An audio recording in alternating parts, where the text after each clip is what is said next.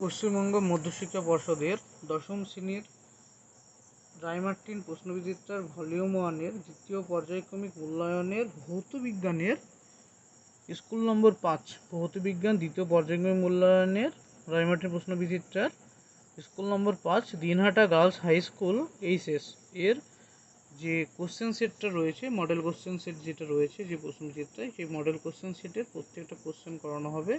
তাই তোমাদের বলবো ভিডিওটি প্রথম থেকে শেষ পর্যন্ত দেখবে এবং যদি কোথাও কোনো বুঝতে অসুবিধা হয় অবশ্যই কমেন্ট বক্সে জানাবে। প্রথম গ্রুপের প্রথম প্রশ্ন কি বলেছে, যে গ্যাসের বাষ্প ঘনত্ব অক্সিজেনের সাপেক্ষে 2 তার আণবিক গুরুত্ব কত? তার আণবিক গুরুত্ব 64। এটা তোমাদের করে দেওয়া আছে, কিন্তু উত্তর কি করে আসলে 64? 5 নম্বর স্কুলে কি হবে? 5 নম্বর স্কুলে, তাই তো? 5 নম্বরের গ্রুপের 1-এর 1, গ্রুপ এ। 5 নম্বরের গ্রুপের 1-এর 1 বলছে কোনো একটা গ্যাসের বাষ্প ঘনত্ব অক্সিজেনের দ্বিগুণ। তো গ্যাসটির বাষ্প ঘনত্ব কত হবে? বাষ্প ঘনত্ব সমান 2 গুণ অক্সিজেনের বাষ্প ঘনত্ব কত হয়? 16। তো কত? 32। গ্যাসটির বাষ্প ঘনত্ব কত পেলাম? 32। তো গ্যাসটির আণবিক ভর কত হবে? আণবিক ভর আমরা কি জানি? বাষ্প ঘনত্ব আণবিক ভর m সমান 2d। তো 2 গুণ 32 সমান কত? 64 গ্রাম পার মোল। 64 গ্রাম পার মোল। 1-এর 2 বলেছে সেলসিয়াস স্কেলে লোহার দৈর্ঘ্য প্রসারণ গুণাঙ্কের মান কত? 1.2 × 10⁻5 পার ডিগ্রি সেন্টিগ্রেড হলে পরম স্কেলে এর মান কত হবে? আমরা কি জানি? সেলসিয়াস স্কেল আর পরম স্কেলের উষ্ণতার পাঠের পার্থক্য প্রায় সেম, মানে একই, প্রায় সেম কি একই, এর মানও কত হবে? একই হবে, 1.2 × 10⁻5 পার কেলভিন। 1-এর 3 শর্ট সার্কিট হলে বর্তনীতে রোধের মান কত হয়? শর্ট সার্কিট বর্তনীতে রোধের মান 0 ওহম হয়। তারপরে 1-এর 4 কি বলছে? তড়িৎ প্রবাহের ফলে চৌম্বক শলাকার বিক্ষেপের দিক যে নিয়ম দ্বারা নিয়ন্ত্রিত হয় সেটি কি? সেটা হলো অ্যাম্পিয়ারের সন্তরণ নিয়ম। কোনটি তড়িৎ বিশ্লেষণের ব্যবহারিক প্রয়োগ নয়? তড়িৎ লেপন, তড়িৎ মুদ্রাক্ষার তৈরি, তড়িৎ তাপন আর ধাতু নিষ্কাশন। উত্তর হবে তড়িৎ তাপন। প্রদত্ত কোন গ্যাসটি শুষ্ক করতে পোড়াচুন ব্যবহার করা হয়? পোড়াচুন কি ক্ষারধর্মী? তো এর মধ্যে যেটা ক্ষারধর্মী হবে সেটা উত্তর হবে। ক্ষারধর্মী কে? অ্যামোনিয়া, সেজন্য উত্তর অ্যামোনিয়া। ফেরাস সালফেট দ্রবণকে রাখা যাবে না কোন পাত্রে? ফেরাস সালফেট দ্রবণকে রাখা যাবে না কোন পাত্রে? অ্যালুমিনিয়াম পাত্রে, রূপোর পাত্রে, তামার পাত্রে না জিঙ্কের পাত্রে? ফেরাস সালফেট FeSO4, এই FeSO4 কে রাখা যাবে না যেটা আয়রনের থেকে বেশি সক্রিয় ধাতু হবে তার পাত্রে। যেটা উত্তর কি হবে? তামার পাত্রে, কারণ তামার পাত্রে রাখলে এটা তামার সাথে বিক্রিয়া করে কপার সালফেট এবং আয়রন মুক্ত করবে। তারপরে গ্রুপ বি, দেখো গ্রুপ বির প্রথম প্রশ্ন কি বলেছে না, গ্রুপ বির প্রথম প্রশ্ন 12 গ্রাম গ্রাফাইটে কার্বন পরমাণুর সংখ্যা কত? তো 12 গ্রাম গ্রাফাইট কি? গ্রাফাইট হচ্ছে কার্বনের রূপভেদ। অর্থাৎ গ্রাফাইট কি দিয়ে তৈরি? কার্বন দিয়ে তৈরি। কার্বনের পারমাণবিক ভর কত? এটা 2-এর 1। কার্বনের ভর কত? কার্বনের পারমাণবিক ভর সমান কত হয়? 12 গ্রাম। এটা গ্রাম পারমাণবিক ভর কত? 12 গ্রাম। তবে এবার 12 গ্রাম কার্বনে কার্বন এ পরমাণু সংখ্যা কত হয়? পরমাণু সংখ্যা অ্যাভোগাড্রো সংখ্যার সাথে সমান, অর্থাৎ 6.022 × 10⁻23। তো এটা 12 গ্রাম কার্বনে যেমন হবে, গ্রাফাইটের উত্তর কত হবে? এটাই উত্তর হবে।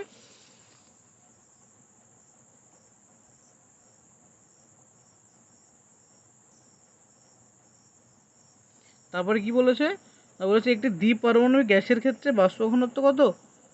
14। গ্যাসটির পরমাণু গুরুত্ব কত হবে? দ্বিপরমাণু গ্যাস হলে পরমাণু গুরুত্ব, মানে একটি গ্যাস দুটি পরমাণু দ্বারা গঠিত, বাষ্প ঘনত্ব যদি 14 দেওয়া থাকে, গ্যাসটির পরমাণু গুরুত্ব হবে 14 × 28। যদি এ কোনো কঠিন পদার্থের দৈর্ঘ্য প্রসারণ গুণাঙ্ক এবং বি আয়তন প্রসারণ গুণাঙ্ক হয়, তবে 3a - b এর সম্পর্ক কি? 3a - b এর সম্পর্ক কত হবে? 0 হবে। কারণ কি? কারণ আমরা কি জানি? দৈর্ঘ্য প্রসারণ গুণাঙ্ক আয়তন প্রসারণ গুণাঙ্কের মধ্যে সম্পর্ক কি ছিল? সম্পর্ক ছিল কত? আলফা সমান β/2 সমান γ/3। এখানে কি দিয়েছে? এটাকে এ বলেছে, এটাকে বি বলেছে। তো এদের মধ্যে সম্পর্ক কত হবে? এদের মধ্যে হবে a সমান কত b/3, এখান থেকে আমরা কি লিখতে পারি 3a - b সমান 0। এটার মানে জানতে চাইছে 3 - b এর মান কত 0। তারপরে দুইয়ের অথবা যদি বিবৃতিটি সত্য মিথ্যা লেখো। অভিকর্ষের বিপরীতেও তাপের পরিবহন ঘটতে পারে। অভিকর্ষের বিপরীতে তাপের পরিবহন ঘটতে পারে সত্য। তাপের পরিবহন যে কোনো দিকে ঘটতে পারে। তা 3 পাত্রের প্রসারণ বেশি হলে তরলের প্রকৃত প্রসারণ বাড়বে না কমবে? পাত্রের প্রসারণ যদি বেশি হয় তরলের প্রসারণ কি থাকবে? একই থাকবে। তরলের প্রকৃত প্রসারণ কি তরলের নিঃস্বধর্ম, এটা কি থাকবে? একই থাকবে। সূত্রগুলো লেখা হয়নি তাই না? এটা কত? এটা হবে 6.022 × 10⁻23। এটার মান কত হলো? এটার মান হলো 28। এটার মান কত হলো? 0। এটার মান কত? এটা হচ্ছে সত্য, এটা একই। তারপরে বলেছে কোন রাশির একক মো মিটার ইনভার্স। মো মিটার ইনভার্স একক কার হয়? একক হয় পরিবাহিতাঙ্কের। কার হয়? পরিবাহিতাঙ্ক। তারপরে এর অর্থ বলছে এসি ও ডিসি জেনারেটরের মধ্যে কোনটিতে কমিউটেটর থাকে? এসি ও ডিসির মধ্যে কমিউটেটর থাকে, ডিসি জেনারেটরে কমিউটেটর থাকে। তারপরে যে শূন্যস্থান জলবিদ্যুৎ উৎপাদনের শক্তির যে রূপান্তর ঘটে তা হলো ড্যাশ শক্তি থেকে তড়িৎ শক্তি। তো জলবিদ্যুতে কী হয়? গতিশক্তি থেকে তড়িৎ শক্তি। তারপরে মিলাতে বলছে বাম স্তম্ভের সাথে ডান স্তম্ভ। দুটি গ্যাসের বিক্রিয়ায় উৎপন্ন কঠিন পদার্থ কী হবে? দুটি গ্যাসের বিক্রিয়ায় উৎপন্ন কঠিন পদার্থ হলো অ্যামোনিয়াম ক্লোরাইড, অর্থাৎ এর উত্তর কত হবে? 2.6.1। তারপরে বিশুদ্ধ অ্যালুমিনার গলনাঙ্ক কমানোর জন্য ব্যবহৃত হয় কে? ক্রায়োলাইট ও ফ্লোরসপার, 2.6.2। তারপরে একটি ছদ্ম তড়িৎ বিশ্লেষণ কাকে বলে? ছদ্ম তড়িৎ বিশ্লেষণ বলা হয় কাকে? তার আগে দেখো দার্শনিক কৌল কাকে বলা হয়? জেডেনকে বলা হয় দার্শনিক কৌল, 2.6.4। তো বলে থাকলে এটা কি? তাহলে কিন্তু এটা 2.6.3। এই গেল গ্রুপ এ এবং গ্রুপ বির সলিউশন। এবার হচ্ছে গ্রুপ সি। এটা গ্রুপ সি এর প্রথম প্রশ্ন বলেছে কি ওহমের সূত্রের লেখচিত্র অঙ্কন করে তা ব্যাখ্যা করো। কি বলেছে না ওহমের সূত্রের লেখচিত্র রাখতে বলেছে। ওহমের সূত্র লেখচিত্র একে ব্যাখ্যা করতে বলেছে। ওহমের সূত্র লেখচিত্র কেমন দেখতে হবে? লেখচিত্র একদম মাঝ বরাবর এরকম অ্যাঙ্গেলে কাট করবে। এটা কি ভি অ্যাক্সিস, এটা আই অ্যাক্সিস। এর ভি অ্যাক্সিস আই অ্যাক্সিস এটা কি হবে? মাইনাস ভি, এটা হবে মাইনাস আই। যদি অক্ষ যেভাবে থাকে এক্স এক্স ওয়াই ওয়াই রে সেরকমভাবে এগুলো হবে। তো এর ব্যাখ্যা কী লিখতে পারবো আমরা? ওহমের সূত্রের গাণিতিক রূপ কত? গাণিতিক রূপ কত হয়? ভি সমান আই আর লেখা যায়। এখানে আই সমান কত পাবো আমরা? V/R পাবো। তো এখান থেকে আমরা কি বলতে পারি যে ভি কে কি অক্ষ ধরি? এক্স অক্ষ, আর আই কে আমরা কি ধরি? ওয়াই অক্ষ। ধরলে এই যে সমীকরণটা দেখতে কার মতো লাগে? শক্তি সমীকরণ লাগে ওয়াই সমান mx সমীকরণের মতো লাগে। ওয়াই সমীকরণ তুলনা করলে কি হবে? সেই সমীকরণের লেখচিত্র কেমন হবে? মূল বিন্দুগামী হবে। কি হবে? মূল বিন্দুগামী। তো মূল বিন্দুগামী সরলরেখা হয় যার নতি কত? যার নতি 1/r।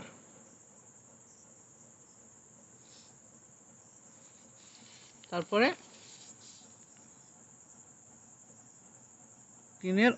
তিনের একের অথবা কোষের অভ্যন্তরীণ রোধ কি কি বিষয়ের উপর নির্ভর করে? কোনো একটা তড়িৎ কোষের অভ্যন্তরীণ রোধ কোন কোন বিষয়ের উপর নির্ভর করে? অভ্যন্তরীণ রোধের মান নির্ভর করে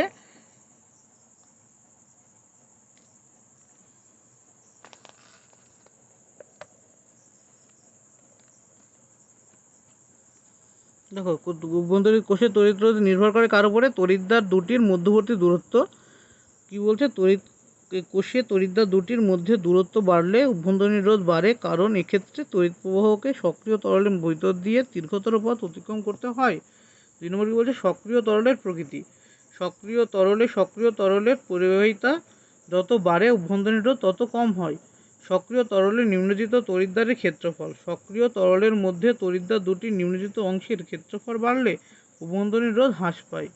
সক্রিয় তরলের উষ্ণতা। সক্রিয় তরলের উষ্ণতা বেশি হলে অভ্যন্তরীণ রোধ কম হয়। এগুলো অভ্যন্তরীণ রোধের উপর নির্ভর করে। তারপরে কি বলেছে? 3.2 লাভ-ব্ল্যাঙ্ক পদ্ধতিতে কিভাবে হাইড্রোক্লোরিক অ্যাসিড প্রস্তুত করা যায় তা সমীকরণ সহ লেখো। কি বলছে? লাভ-ব্ল্যাঙ্ক পদ্ধতিতে কিভাবে হাইড্রোক্লোরিক অ্যাসিড প্রস্তুত করা যায়।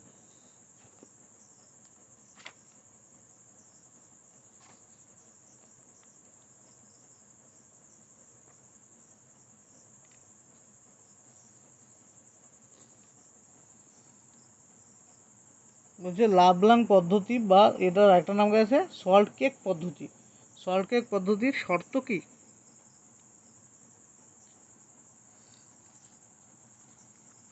শর্ত হচ্ছে সাধারণ লবণ ও গাঢ় H2SO মিশ্রণ। 3-2 কি বলেছে? সাধারণ লবণ মানে NaCl ও গাঢ় H2SO4 এর মিশ্রণকে 150 ডিগ্রি থেকে 200 ডিগ্রি সেন্টিগ্রেড উষ্ণতায় উত্তপ্ত করলে কি উৎপন্ন হবে? উত্তপ্ত করলে অদাব্য সোডিয়াম বাইসালফেট ও হাইড্রোজেন ক্লোরাইড গ্যাস উৎপন্ন হবে। কী গ্যাস উৎপন্ন হবে? Hydrogen chloride gas.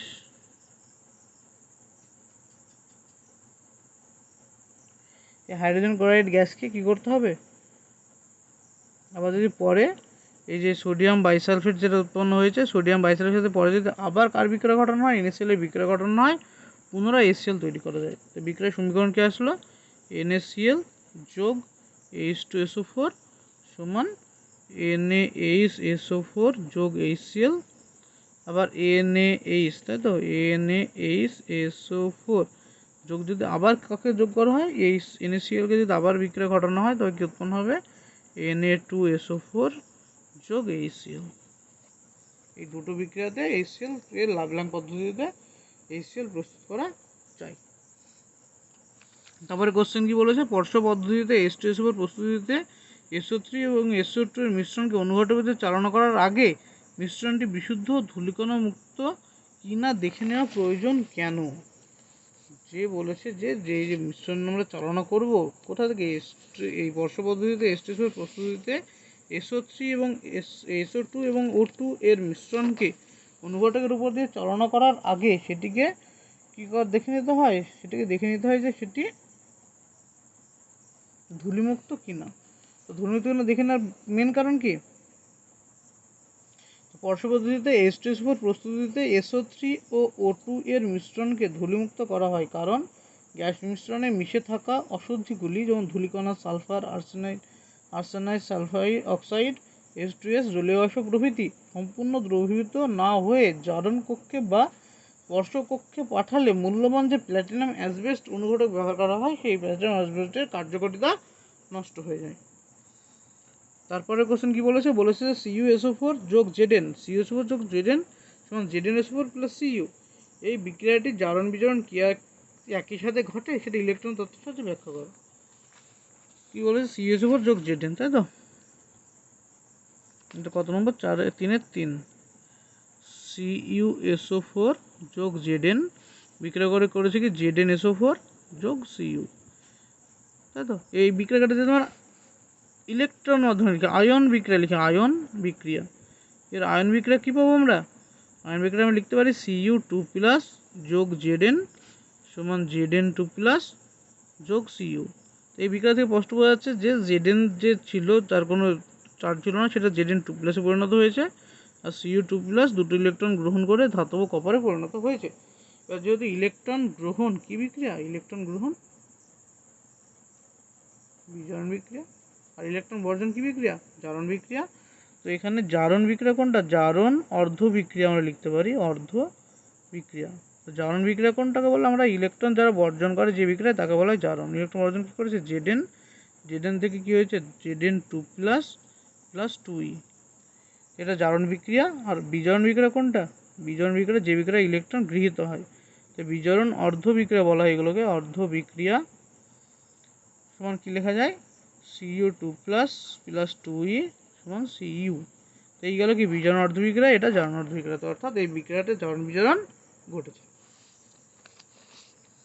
তারপরে কি বলছে? বৈদ্যুতিক তার নির্মাণে ও রান্নার বাসনপত্র প্রস্তুতিতে তামার কোন ধর্মের ব্যবহারিক প্রয়োগ করা হয় এবং কেন? বৈদ্যুতিক তার নির্মাণে এবং রান্নার বাসনপত্র তৈরিতে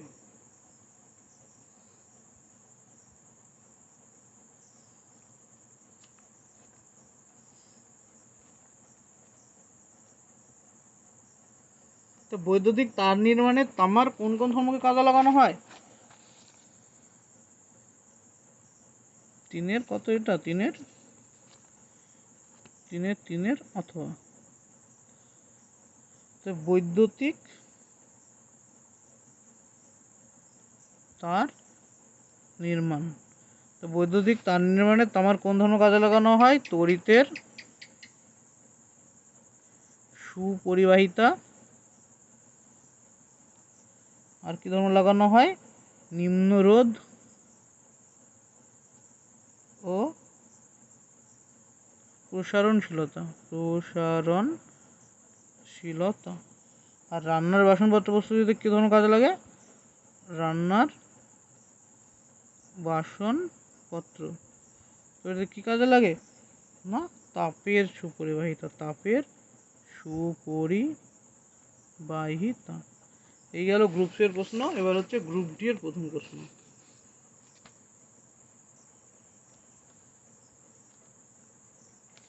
কিসের প্রশ্ন হবে? Group D. একদম গ্রুপ ডি 4-1 বলে দেখো। গ্রুপ ডির প্রথম প্রশ্ন বলেছে যে একটি সিলিন্ডারে 5 গ্রাম হাইড্রোজেন গ্যাস রাখা আছে। একটি সিলিন্ডারে কতটুকু হাইড্রোজেন রাখা আছে? 5 গ্রাম।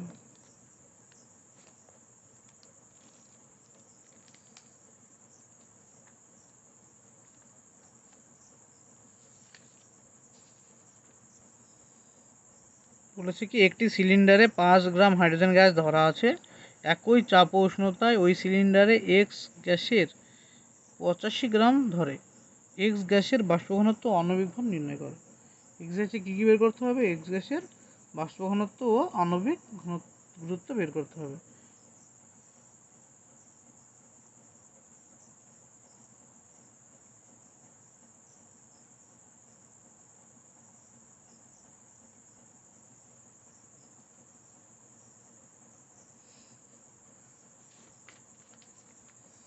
আমরা সূত্র অনুসারে কী লিখতে পারি? তবে এক্স যে গ্যাসটা ব্যবহার করা হয়েছে, এক্স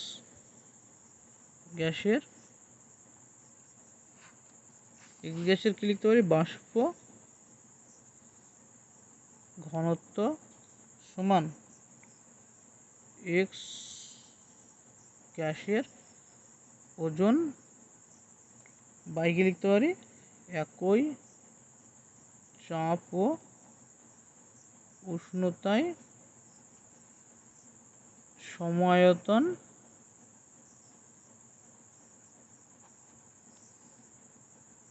হাইড্রোজেন গ্যাসের ওজন। তো কী বলেছে? এক গ্যাসের ওজন দেওয়া আছে 85 গ্রাম, আর সমায়তন হাইড্রোজেন গ্যাসের ওজন দেওয়া আছে 5 গ্রাম। কাটারি করলে হবে 17, অর্থাৎ বাষ্প ঘনত্ব কত এলো? 17। আর বাষ্প ঘনত্ব 17 বেরোলে আণবিক গুরুত্ব বের করা সহজ। আণবিক গুরুত্ব এক্স এর আণবিক গুরুত্ব সমান কত? 2 গুণ বাষ্প ঘনত্ব, 34 গেল 4-1। 4-1 অথবা কি বলছে? রাসায়নিক সমীকরণের সমতাবিধান করা প্রয়োজন কেন? 4-1 কি বলেছে? যে রাসায়নিক যে বিক্রিয়া হয় সেই বিক্রিয়ার সমতাবিধান করা দরকার কেন? চলো, সমতাবিধান করা দরকার কেন হতে পারে কোনো একটা রাসায়নিক বিক্রিয়া? কারণ কি? কোনো ভরের সংরক্ষণ সূত্র অনুসারে আমরা কি জানি? যে ভরের সংরক্ষণ সূত্র অনুসারে যে ল্যাভোইসিয়ে কে দিয়েছিল ভরের সংরক্ষণ সূত্র? ল্যাভোইসিয়ে। এটা ল্যাভোইসিয়ে কী বলেছিল? যে কোনো একটা রাসায়নিক বিক্রিয়া যদি এ আর বি যুক্ত হয়ে সি আর ডি তৈরি করে, অর্থাৎ কোনো একটা রাসায়নিক বিক্রিয়ায় বিক্রিয়কের মোট ভর, মানে বিক্রিয়ককে এরা হচ্ছে বিক্রিয়ক, এদের মোট ভর বিক্রিয়ত পদার্থের মোট ভরের সমান হবে। তো কোনো রাসায়নিক বিক্রিয়ায় বিক্রিয়ক এবং বিক্রিয়ত পদার্থের মোট ভরের যে সমান হয়, সেটা কখন সমান হয়? যদি আমরা রাসায়নিক বিক্রিয়া কী করি? সমতা বিধান করি, তবেই এটা মেনে চলবে। সেজন্য রাসায়নিক বিক্রিয়া সমতা বিধান করা অত্যন্ত দরকারি। তারপরে কি বলেছে? যে অ্যাভোগাড্রোর সংখ্যা n হলে 36 গ্রাম জলীয় বাষ্পে হাইড্রোজেন পরমাণুর সংখ্যা কত? কি বলেছে? যে অ্যাভোগাড্রোর সংখ্যা n হলে 36 গ্রাম জলীয় বাষ্পে হাইড্রোজেন পরমাণুর সংখ্যা কত? তো কি বলেছে এখানে? এর সাথেই আছে যে 36 গ্রাম জল। তো জলের গ্রাম আণবিক ভর কত হবে? 18 গ্রাম জলের আণবিক ভর, গ্রাম আণবিক ভর 18 গ্রাম। তো 18 গ্রাম জল সমান আমরা কি লিখতে পারি? 1 মোল জল। তো 36 গ্রাম জল সমান কি লিখতে পারি আমরা? 2 মোল জল। তবে 1 মোল জলে 1 মোল জলে অণুর সংখ্যা কত? অণুর সংখ্যা n। 2 মোল জলে অণুর সংখ্যা কত হবে? 2n। আমাদের উত্তর জানতে চাইছে হাইড্রোজেন পরমাণুর সংখ্যা। 2 মোল জলে H পরমাণুর সংখ্যা কত হবে? না 2n ছিল, এটা হচ্ছে অণু, আর একটা অণুতে দুটো হাইড্রোজেন পরমাণু থাকে, তাই উত্তর কত? 4n। যেগুলো 4-এর 1, 4-এর 2, 4-এর 2 দেখা যাচ্ছে? 4-এর 2 না, সরি, 4-এর 1, 4-এর 2 দেখা যাচ্ছে না কোশ্চেনে। এই তো, হ্যাঁ। 4-এর 2 কি বলছে? যে তরলে তাপীয় প্রসারণের একটি ব্যবহারিক প্রয়োগ উল্লেখ করো। তরলকে তাপ দিলে যে তাপীয় প্রসারণ হয় তার একটি ব্যবহারিক প্রয়োগ কি? আমরা থার্মোমিটার ব্যবহার করি। থার্মোমিটারে তাপ দিলে থার্মোমিটারের পারদের আয়তনের প্রসারণ ঘটে, সেজন্য আমরা অন্য জিনিসের টেম্পারেচার মাপতে পারি। 2 নম্বর বলেছে তাপ প্রয়োগ বা উষ্ণতার বৃদ্ধি না করে কি গ্যাসের আয়তন প্রসারণ ঘটানো সম্ভব? ব্যাখ্যা করো। তাপ প্রয়োগ করবো না বা উষ্ণতার বৃদ্ধি না করে কি গ্যাসের প্রসারণ ঘটানো সম্ভব? অবশ্যই তাপ প্রয়োগ না করে গ্যাসের আয়তন প্রসারণ ঘটানো সম্ভব। কীভাবে? আমরা গ্যাসের উপরে যদি চাপ কমিয়ে দিই, গ্যাসের উপরে কি কমালে? গ্যাসের উপরে চাপ কমালে আয়তন বাড়ে। চাপ কমালে কি হয়? আয়তন বাড়ে।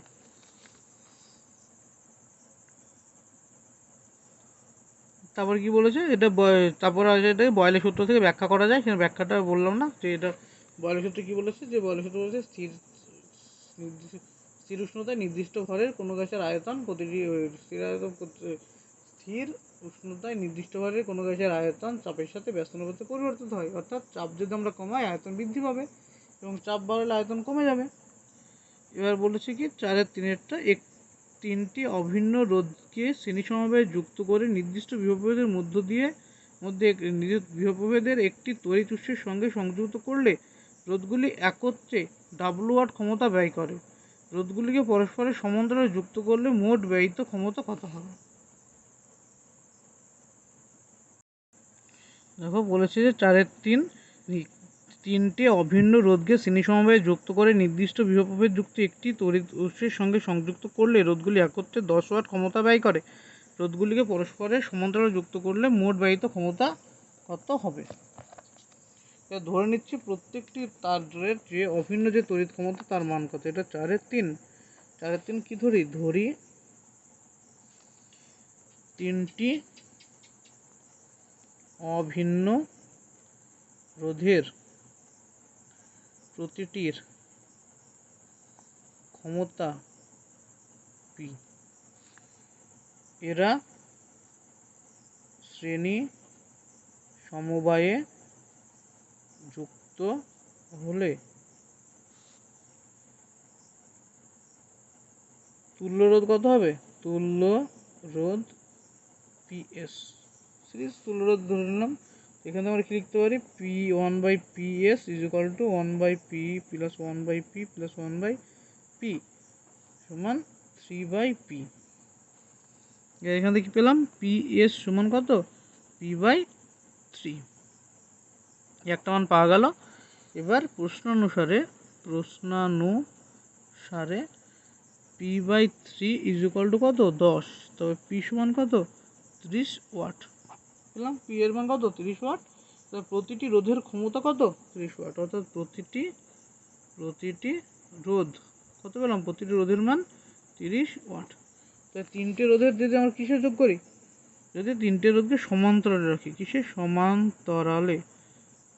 সমান্তরালে রাখলে কী হবে? 30 + 30 = 90 ওয়াট। তো সমান্তরালে যদি যুক্ত করা হয় তাদের ক্ষমতা কত হবে? 90 ওয়াট। এবার এটা দেখে একটু উল্টো মনে হবে, কারণ আমরা কি জানি রোধের সমবায় পড়েছি বা রোধের সমবায়ের আমরা কী করি? ডেরিভেশন করি। কিন্তু এটা হচ্ছে রোধের সমবায় নয়, এগুলো হচ্ছে কি ক্ষমতার সমবায়, মানে প্রত্যেকটি যন্ত্রের যে ক্ষমতা তার সমবায়। তারপরে অথবা কি বলছে 4-3 অথবা বলেছে যে এসআইতে তড়িৎ শক্তি ও তড়িৎ ক্ষমতার একক কি? এসআইতে তড়িৎ শক্তির একক কি? এসআইতে তড়িৎ শক্তি হচ্ছে ওয়াট ঘন্টা, আর ক্ষমতার একক কি ওয়াট। 4-3 এ এসআইতে তড়িৎ ক্ষমতার একক, ক্ষমতার একক কি ওয়াট। এসআইতে তড়িৎ ক্ষমতার একক কি ওয়াট, আর এসআইতে তড়িৎ শক্তির একক কি ওয়াট ঘন্টা। এটাকে কিলোওয়াটে নিয়ে গেলে আমরা কি পাবো, বিওটি পাবো, ভোল্ট অফ টি ইউনিট। গৃহস্থলীর বৈদ্যুতিক বর্তনীতে সংযুক্ত মিটারে কি পরিমাপ করা হয়?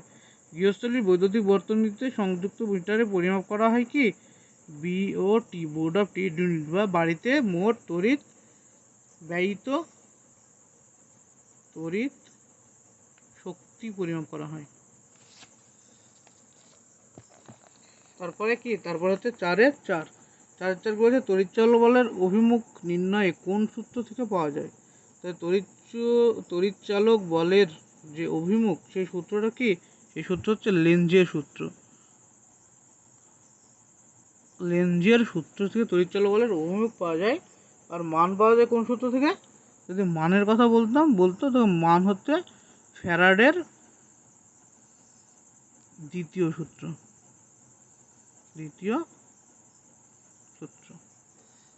তারপরে কোশ্চেন কি বলেছে, ইলেকট্রিক হিটার ইস্ত্রি উভয়তে এসি ডিসি উভয় প্রকারের কাজ করবে না, যুক্তিসহ লেখো।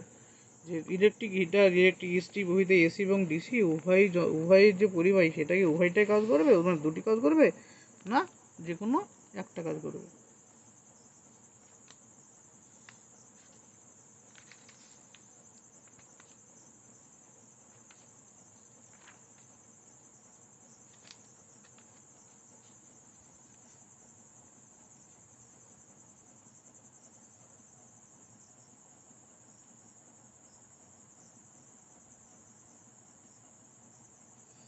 বলছে যে বৈদ্যুতিক হিটারে এসি বা ডিসি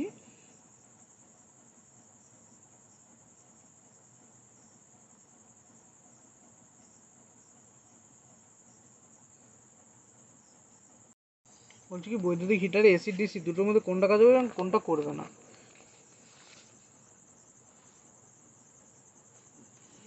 দেখা যাচ্ছে কোশ্চেন না? হ্যাঁ, এবার দেখা যাচ্ছে বৈদ্যুতিক হিটারে এসি না ডিসি কে কাজ করবে কে করবে না। 4-4 বলছে আমরা কি জানি, জুলের সূত্র অনুসারে উৎপন্ন তাপ এইচ সমান কি জানি, I square R T joule. H সমান কত হয়, I square R T joule. এবার যদি আমরা ব্যবহৃত ক্ষেত্রে যদি জুলের সূত্রে গাণিতিক রূপে এ স্কোয়ার আর টি এর আই এর পরিবর্তে যদি আমরা মাইনাস আই ব্যবহার করি, তখন উৎপন্ন তাপ কত হবে, এই যে আই এর পরিবর্তে যদি মাইনাস আই ব্যবহার করা হয়, মানে কারেন্টের যদি অভিমুখ আমরা পাল্টে দিই, যদি ব্যবহার করা হয় মানে অভিমুখ চেঞ্জ করে দেওয়া হয়, তখন উৎপন্ন তাপ কত হয়, উৎপন্ন তাপ এইচ সমান minus Y R square R T সমান I square R T joule. তো তড়িৎ প্রবাহ কোন দিক দিয়ে হচ্ছে, তড়িৎ প্রবাহ দিক অভিমুখের উপরে উৎপন্ন তাপের মান নির্ভর করে না। সুতরাং বৈদ্যুতিক বাতি, হিটার, যে সকল যন্ত্র তড়িৎ প্রবাহের তাপীয় ক্রিয়ার উপর ভিত্তি করে কাজ করে, তা ক্ষেত্রে উৎপন্ন তাপ মানে অভিমুখের উপরে নির্ভর করে না। সেজন্য এসি বা ডিসি আমরা দুই ধরনের ক্ষেত্রে আমরা কি এসি আর ডিসি উভয় ব্যবহার করতে পারি। তারপরে কি বলেছে 4-5 লোহার চামচের উপরে তামার প্রলেপ দিতে অ্যানোড, ক্যাথোড এবং তড়িৎ কী কী ব্যবহার করবে? সবথেকে সহজ কোশ্চেন, সবথেকে সহজ বলতে বলা হয় কারণ কি, কারণ এর মধ্যে উত্তর রয়েছে। লোহার চামচে কার প্রলেপ, তামার প্রলেপ। 4-5 কী কী ব্যবহার করতে বলছে, ক্যাথোড, অ্যানোড,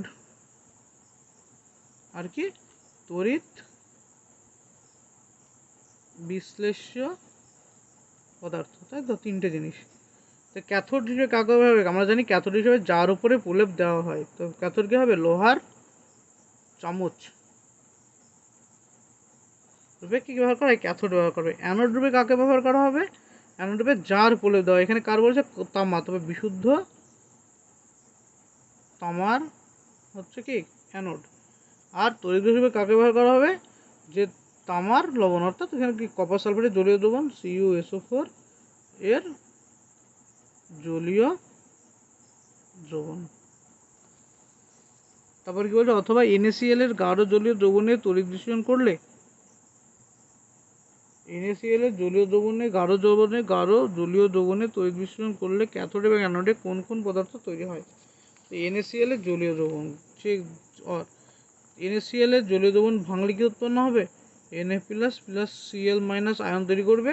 এবং যেহেতু এটা জলীয় দ্রবণ, জল থাকলে কি H2 রয়েছে, H2 কি সামান্য মাত্রায় H2 বিশিষ্ট H প্লাস OH মাইনাস তৈরি হবে। যেহেতু গাঢ় জলীয় দ্রবণ, তো এর মানটা কম, তাও তো আছে ভিতরে, মানে মিডিয়ামে H প্লাস OH মাইনাস তো মিডিয়ামে আছে। তো মিডিয়ামে থাকার জন্য অ্যানোডে কোন গ্যাস উৎপন্ন হবে, ক্যাথোডে উৎপন্ন হবে হাইড্রোজেন গ্যাস প্রথমে। এবং অ্যানোডে প্রথমে কি উৎপন্ন হবে, অক্সিজেন। এবং বিক্রিয়া কিছুক্ষণ চলার পর, যেহেতু এটা গাঢ় জলীয় দ্রবণ, কিছুক্ষণ চলার পর যখন OH প্লাস এবং OH মাইনাসের গাঢ়ত্ব শেষ হয়ে যাবে, তখন ক্যাথোডে উৎপন্ন হবে কে, সোডিয়াম। এবং অ্যানোডে উৎপন্ন হবে কে, ক্লোরিন গ্যাস। আর যদি এটা গলিত NaCl নিতাম, তো প্রথমেই সোডিয়াম আর ক্লোরিন গ্যাস তৈরি হতো।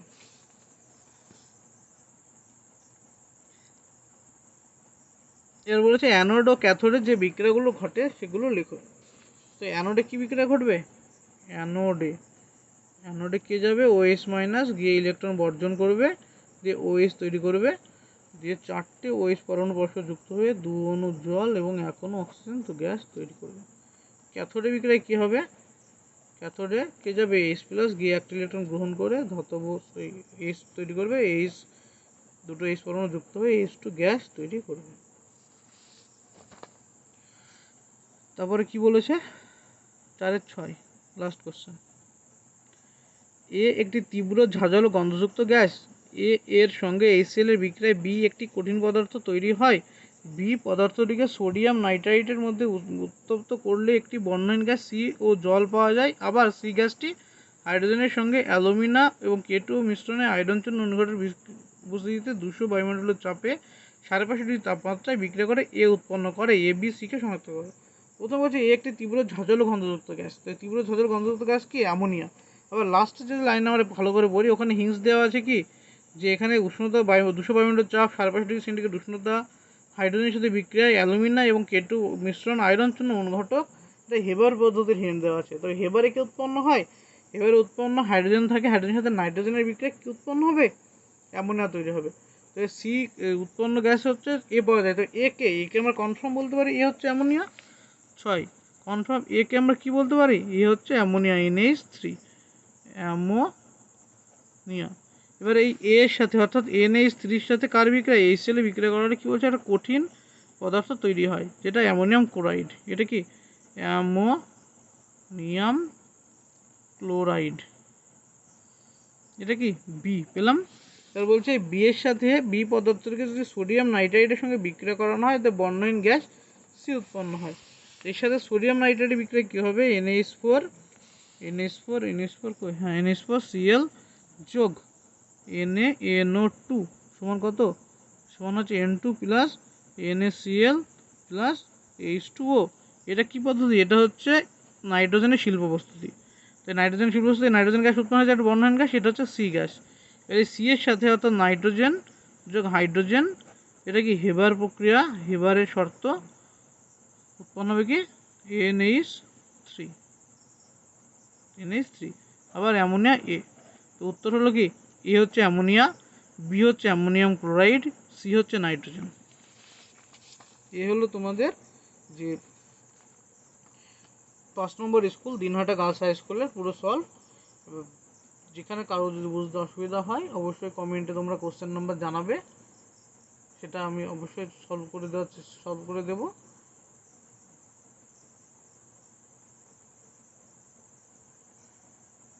আর পরবর্তী ভিডিও পেতে, অর্থাৎ পরবর্তী যে এখনও কিছু মডেলের যে সেকেন্ড সামেটিভের যে মডেল কোশ্চেনগুলো রয়েছে এখনও বাকি আছে পেতে, সেই ভিডিওগুলো দেখতে অবশ্যই চ্যানেলটিকে সাবস্ক্রাইব করবে এবং বন্ধুদের মধ্যে শেয়ার করবে। অবশ্যই ভালো লাগলে অবশ্যই শেয়ার এবং সাবস্ক্রাইব করবে।